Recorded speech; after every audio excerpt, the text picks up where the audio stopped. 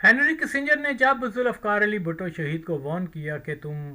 یہ ایٹمی ہتھیار بنانے کے بعد آ جاؤ ورنہ ہم تمہیں عبرت کا نشان بنا دیں گے، تو اس کے بعد ہم دیکھتے ہیں کہ الیکشنز کا ٹائم آ گیا 77 میں، اور پھر ایجیٹیشن اور یہ اور وہ اور یہ سارا منصوبہ بندی جو تھی وہ سی آئی اے اور ان کے اتحادی جو ہیں کچھ مذہبی جماعتیں اور قادیانی جماعت، یہ سارا انہوں نے آرگنائز کیا تھا، اور قادیانیوں کو شکر گزار ہونا چاہیے مولویوں کا کہ انہوں نے جس گرم جوشی سے بھٹو کے خلاف اس ایجیٹیشن میں حصہ لیا اور پاکستان کی پہلی واحد اینٹی قادیانی حکومت کو ختم کر کے اس کی جگہ جو ہے قادیانی پرو قادیانی حکومت آ گئی، جس سے کہ قادیانی جو 4-5 سال میں جو ان کا ہوا تھا نقصان، وہ ضیاء نے 4 مہینوں میں پورا کر دیا اور پاکستان کو ایک اسٹرانگ قادیانی ہب بنا دیا گیا پھر سے۔ بہرحال تو اس کے بعد یہ ہوا کہ امریکن جو ہیں وہ چاہتے یہ تھے کہ ان کا انٹرسٹ یہ تھا کہ پاکستان جو ہے یہ بھٹو کا جو پروگرام ہے کہ جی اسلامی بم بنانے کا اور کیا بولتے ہیں اس کو اتحاد کرنے کا اسلامی امت کے درمیان، یہ وہ جو ہے ختم کر دیا جائے، اور وہ ختم ہو گیا۔ جیسے میں نے پہلے بتایا ہے 1978 میں جو ہے وہ قذافی نے اپنا ڈیلیگیشن بھیجا تھا ہمیں، وہ منسٹر وغیرہ بھی بتایا کرتے تھے، اور کچھ سلائیڈ فوٹوز وغیرہ بھی، اب مجھے یاد نہیں پوری ڈیٹیل، لیکن بہرحال وہ بتاتے تھے کہ ہم نے اپروچ کیا ضیاء حکومت کو کہ بھئی ہم نے بڑا انویسٹ کیا ہوا ہے ایٹم بم کے اوپر، اب بھٹو کی حکومت تو ختم ہو گئی ہے لیکن ہمارا معاہدہ تو قائم رہنا چاہیے، جس کو ضیاء نے ریفیوز کر دیا۔ خیر آگے جو ہے وہ ضیاء الحق کے پاس امریکن امبیسڈر بھی آیا، وزیر بھی آئے، انہوں نے کہا کہ جی اب آپ ایٹمی پروگرام جو ہے اس کو رول بیک کرو، اور وہ دلی طور پہ بھی اس کے اوپر وہ کمیٹڈ تھا، اسی لیے تو اس کو حکومت میں لایا گیا تھا، اسی لیے تو اس نے کو کیا تھا، لیکن ہوتا وہی ہے جو اللہ کو منظور ہو۔ اسی دوران جو ہے وہاں 79 میں جو ہے وہ وہ کیا کہتے ہیں انقلاب آ گیا خمینی کا، اور اس سے پہلے کمیونسٹ انقلاب آ گیا تھا اپریل 1978 میں، تو خطے کی جو مطلب جیو پولیٹیکل سچویشن بالکل غیر متوقع طور پہ وہ تبدیل ہو گئی، تو اس لیے امریکنز جو ہے وہ پوری طرح اس ہدف پر فوکس نہیں کر سکے کہ پاکستان کا ایٹمی پروگرام رول بیک کروایا جائے۔ تو بہرحال یہ ہوتی ہے خدا کی منشا، کہ ہوتا وہی ہے کہ جو جس طریقے سے انہوں نے پلان کیا تھا یہ کر لیں گے وہ کر لیں گے بھٹو کو ہٹا کے اور آل دیٹ، تو بہرحال وہ ایز اٹ از نہیں ہو سکا۔ تو اس کے بعد ہم دیکھتے ہیں کہ رشیا وہاں سے چلا گیا، اور چیزیں جو ہیں پھر ایک دم سے تبدیل ہو گئی صورتحال جیو پولیٹیکل ہماری خطے کی، کہ جو امیجیٹ تھریٹ تھا کیا بولتے ہیں کہ رشینز جو ہے وہ چلے گئے واپس، اور سوویت بلاک وہ ختم ہو گیا جو بھی تھا۔ تو اس کے بعد پاکستان کو ایٹمی پروگرام سے ہٹانے کے لیے جو ہے، یا پاکستان کے نیوکلیئر ایسٹس کو ختم کرنے کے لیے پھر وہ مختلف فالس فلیگ آپریشن کیے گئے، اور 9/11 ہو گیا، اور اس کے بعد جب امریکنز وہاں آئے ہیں افغانستان کے اندر، تو ان کا امیجیٹ جو ہدف یہی تھا کہ پاکستان کو ڈی نیوکلرائز کیا جائے، اور اس کے بعد جو ہے وہ یہاں پر بالکنائزیشن کی ایک جو ہے وہ چلائی جائے، اور اس میں ڈیفینیٹلی کچھ پشتون جو کیا بولتے ہیں نیشنلسٹ فگرز ہیں، اس میں عمران خان کا جو شاہد جاوید برقی جو قادیانی، اور اشرف غنی، اور یہ سب لوگ جو ہیں اس پورے پلان کے خلیل زل میں اور کچھ پاکستان کی جو عمران خان کے کیا بولتے ہیں اس کا جو جرنیل کیا مادر چوتھ کا نام تھا فیض وغیرہ، یہ سارے اس پلان میں شامل تھے. تو اس طرح سے جو ہے پھر نیا چیلنج آ گیا پاکستان کو. پہلا تو یہ تھا کہ بھٹو صاحب کی حکومت ختم کر دی گئی. اب دوسرا تھریٹ یہ ہے کہ جب امریکنز وہاں افغانستان میں اس بہانے پہ آئے کہ ان کو مارنا ہے، کیا بولتے ہیں، طالبان کو اور القاعدہ کو، تو ان کو تو اس نے مارا نہیں اور بلکہ ان کو مضبوط کیا اور آخر میں طاقت بھی ان کو دے کر گئے. لیکن کیونکہ ہمارے یہاں جو ہے کوئی ایسی سمجھدار لیڈرشپ نہیں تھی، وہ یہ بھی ریئلائز نہیں کر سکے کہ یہ جتنے بھی طالبان یا سو کولڈ جہادسٹ ہیں وہ جو ہے کوئی پاکستان کے یا کسی مسلمان ملک یا تنظیم کے ساتھ کمیٹڈ نہیں ہے، بلکہ یہ کریشن ہے امریکنز کی اور اینٹی اسلام فورسز کی، اور ہمیشہ سے انہی کو استعمال. لیکن ان لوگوں کو تو جرنیلوں وغیرہ کو تو اس ہسٹری وغیرہ کا پتہ ہوتا نہیں ہے. تو وہ اور پھر سونے پہ سہاگا ہوتے بھی مادر چوتھ اکثر قادیانی ہیں. تو اس لیے یہاں بہت ساری چیزیں ہم نے لیک کی. اب یہ کسی نہ کسی طریقے سے پاکستان بچتا رہا، اگرچہ نو ڈاؤٹ میں کوئی یہ تعصب فیکٹ کی بات کر رہا ہوں. جیسے ہی افغان امریکن وہاں آئے ہیں تو جتنے بھی افغان تھے انہوں نے مکمل طور پہ امریکنز کو یہی باور کروانے کی کوشش کی کہ دنیا میں جو سب ٹیررزم ہے، جو سب سے بڑا خطرہ ہے وہ پاکستان کا وجود ہے، اس کو ختم کر دو. بڑی خواہش کی تھی انہوں نے، ہر جگہ جو ہے انہوں نے پاکستان بیشنگ کی. بلکہ وہ بہت سارے، ایک میجر جرنل بھی تھا برٹش، اس نے بھی لکھا ہے کہ کس طریقے سے وہ پاکستان کے اوپر ہر چیز کا الزام لگاتے تھے جب وہ وہاں تھا. اس نے کتاب بھی شاید لکھی ہے. تو اور بھی بہت سارے جرنلسٹ وغیرہ جو ہیں وہ سمجھے کہ بھئی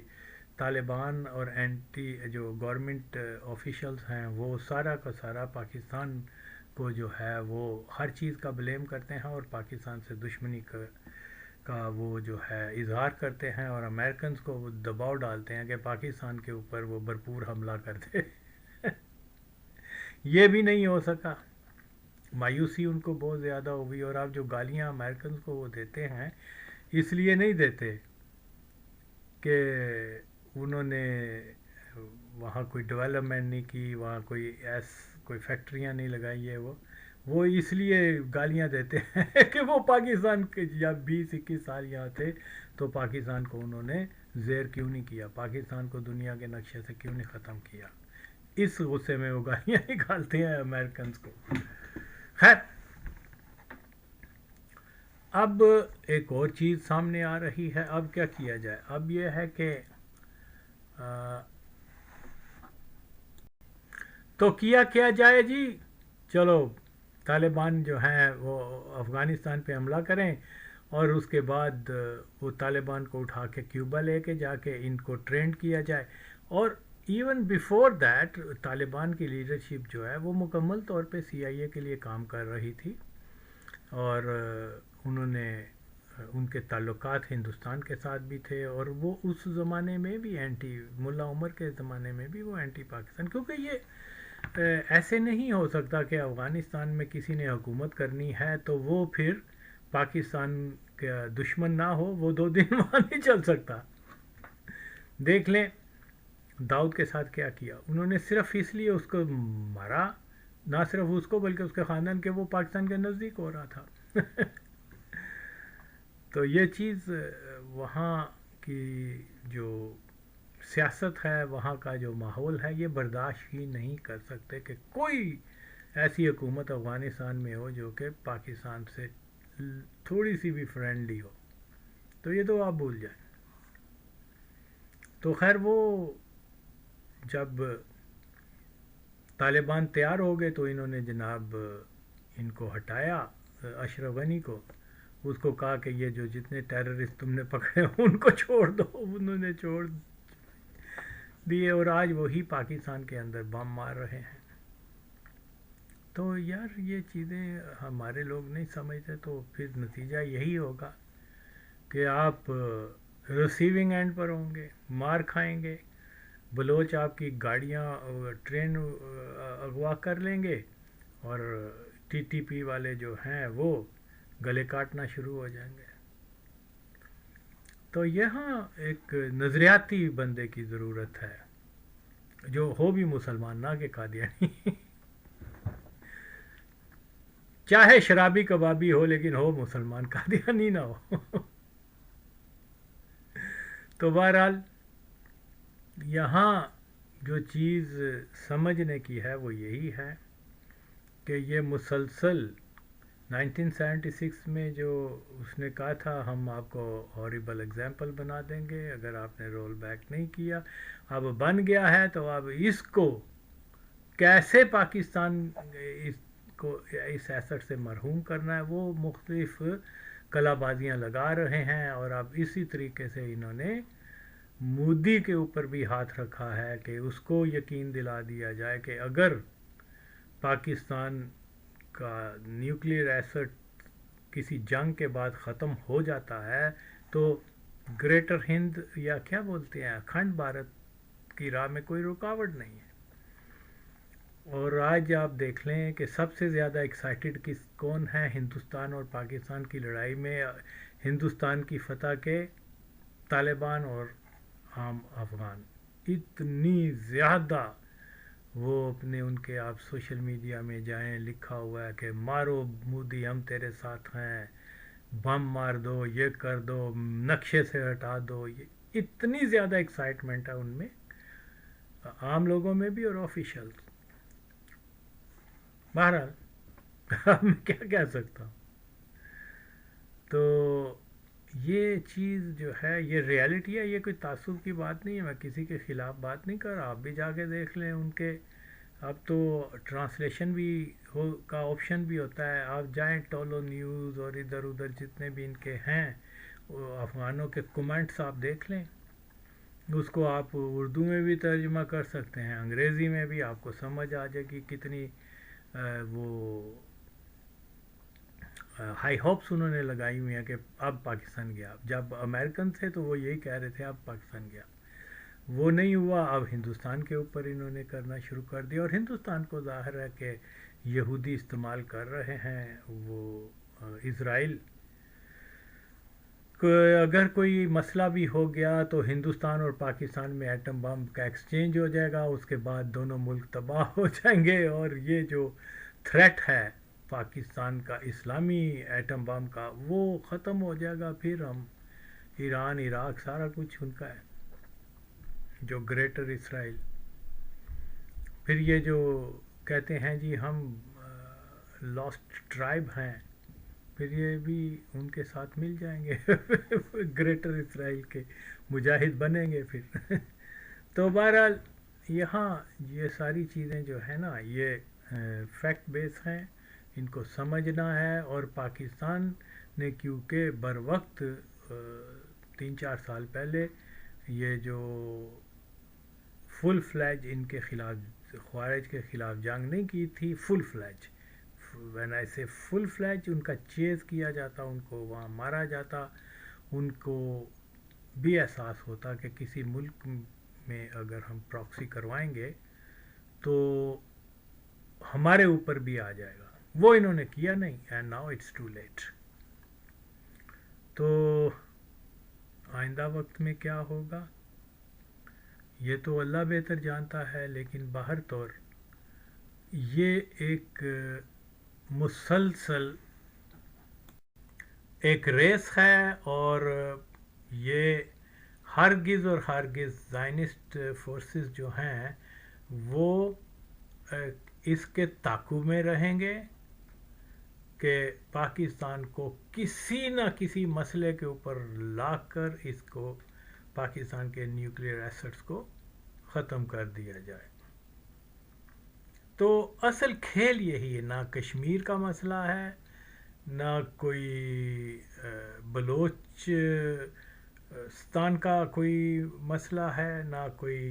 ٹی ٹی پی کا ہے. یہ سب کے سب جو ہیں ان کی اکائیاں اسی کے اوپر ملتی ہیں کہ ہاؤ ٹو ڈی نیوکلرائز پاکستان. اس کے لیے وہ کبھی طالبان کو یوز کر رہے ہیں، کبھی امریکن آرمی آ کے 20 سال افغانستان میں قیام کر لیتی ہے، اور کبھی ہندوستان فالس فلیگ کروا کے اپنی فوجیں پاکستان کے بارڈر پر لے آتا ہے.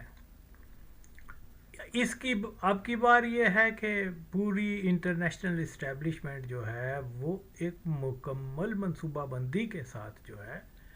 وہ ہندوستان کو انہوں نے بیک کیا ہے کہ اس بار تم کچھ نہ کچھ کرو، جنگ ونگ ہو، اور اس کے بعد جو ہے ہندوستان کا نقصان ہوگا تو نو باڈی کیئرس. پاکستان کا ہوگا تو کیا ہے، اگر وہ اپنا مقصد اچیو کر لیں ہندوستان کو یوز کرتے ہوئے، طالبان کو یوز کرتے ہوئے، تو اس کے لیے جو ہے یہ ایک بہت سستا سودا ہے ان کے لیے. اور وہ مودی جو ہے وہ سٹوپڈ اتنا نہیں سمجھ رہا کہ پاکستان اور انڈیا کی اگر جنگ بھی ہو گئی تو اس میں شکست جس کی بھی ہوگی وہ فتح جو ہے وہ اسرائیل کی ہے. تو وہ یہ یوز کر رہے ہیں اس کو. اب پاکستان ایک وقت میں 3-4 محاذوں کے اوپر کیسے جو ہے اس سارے چیلنج کو جو ہے، یہ بالکل لیڈرشپ کو ریئلائز کر لینا چاہیے تھا اس نقطے کے اوپر کہ یہ جو ٹیررزم ہے، یہ جو کبھی طالبان کی وہاں حکومت آتی ہے، کبھی غنی کی آتی ہے، کبھی بلوچ جو ہیں وہ اٹھتے ہیں، کبھی لاروبر کی تحریک شروع، اس سب کا مقصد یہی ہے کہ پاکستان کو ڈی سٹیبلائز کر کے وہ اپنا جو ہے ایک فیل سٹیٹ بنا کر اس کو ڈی نیوکلرائز کر دیا جائے، اور اسی کے اوپر ہیں وہ اب. تو یہ ایک بہت اصل چیز یہی ہے، اور چیزیں بھول جائیں، نہ ٹیررزم ہے نہ کوئی اور ایشو ہے، اصل مسئلہ یہی ہے.